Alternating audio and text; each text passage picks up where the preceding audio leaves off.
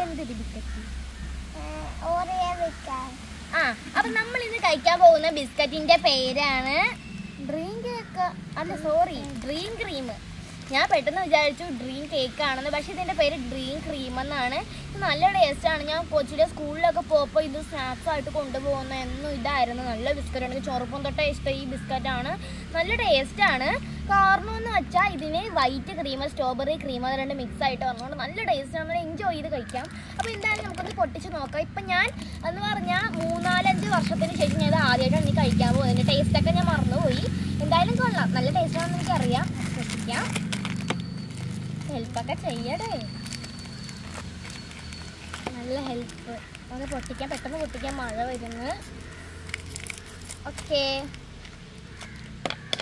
അപ്പോൾ ഇതാണ് നമ്മുടെ ബിസ്ക്കറ്റ്. കണ്ടോ, നല്ല ടേസ്റ്റാണ്. നമ്മൾ കാണുന്ന കണക്കല്ല. അപ്പോൾ നമ്മുടെ ബിസ്ക്കറ്റാണിത്.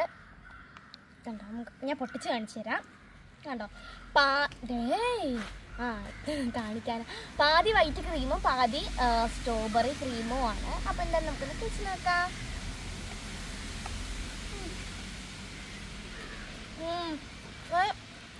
പൊളി ടേസ്റ്റ് എന്ന് വെച്ചാൽ പൊളി ടേസ്റ്റ്. എനിക്ക് ഭയങ്കരമായിട്ട് ഇഷ്ടമായി. നല്ല ക്രീമിയാണ്.